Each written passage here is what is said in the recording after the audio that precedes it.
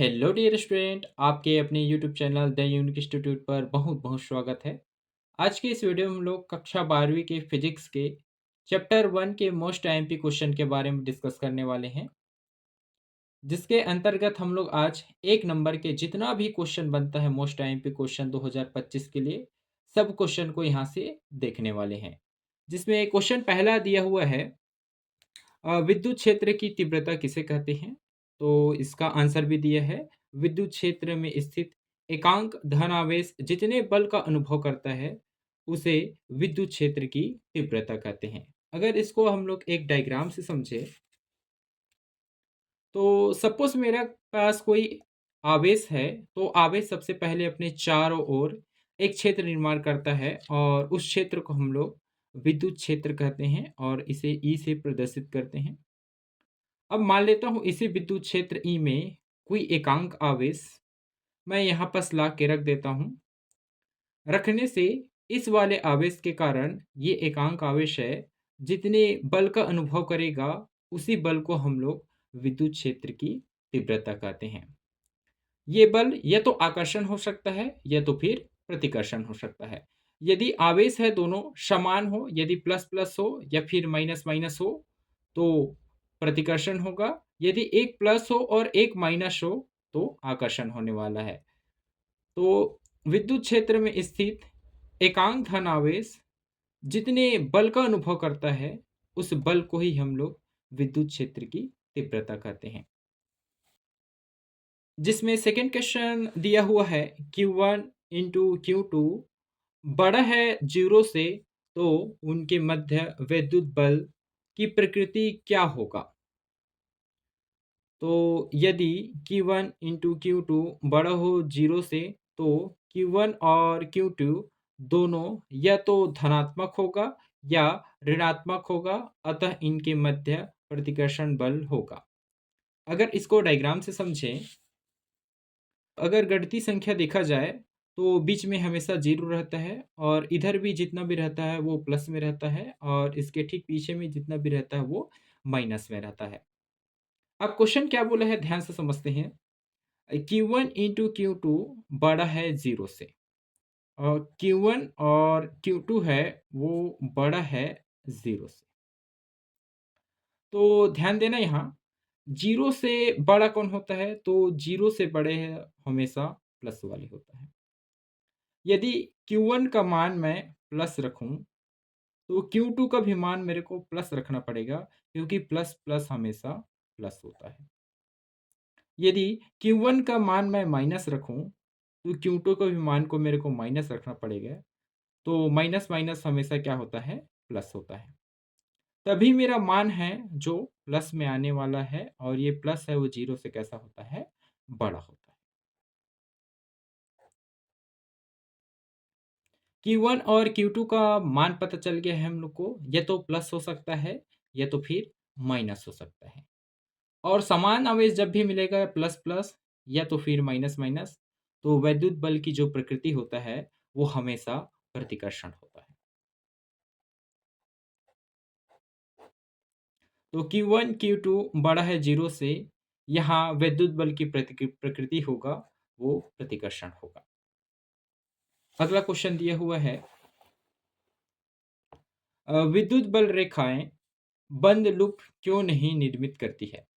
तो विद्युत बल रेखाएं के जो गुण है, तो इसमें एक गुण पाया जाता है कि विद्युत बल रेखाएं हैं वो धन आवेश से निकलता है और ऋण आवेश में जाके ये समाप्त हो जाता है।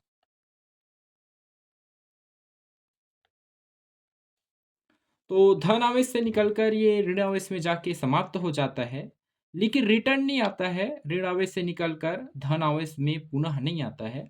वो कैसा है? बंद लूप नहीं है, क्योंकि धन आवेश से निकलकर ऋण आवेश में जाके समाप्त हो गया है। अब ये जो बनाया है बंद है वो बंद नहीं है, इधर से पूरा खुला हुआ है। तो इसी वजह से विद्युत बल रेखाएं हैं वो बंद लूप नहीं निर्मित करती।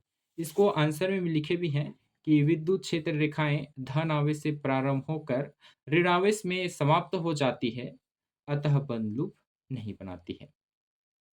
अगला क्वेश्चन दिया हुआ है फोर्थ क्वेश्चन, पृष्ठीय आवेश घनत्व क्या है इसका एशाई मात्रक लिखिए।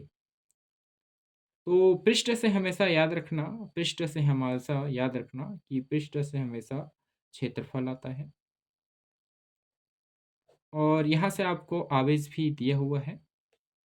तो डेफिनेशन क्या बन जाएगा इसका?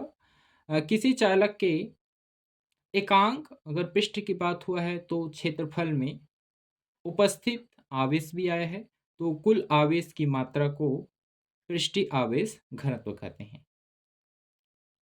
यदि इसकी फॉर्मूला की बात किया जाए तो फॉर्मूला इसका क्या बनेगा, ध्यान से समझना। पृष्ठीय आवेश घनत्व है उसको सिग्मा से प्रदर्शित करते हैं, तो सिग्मा बराबर बनने वाला है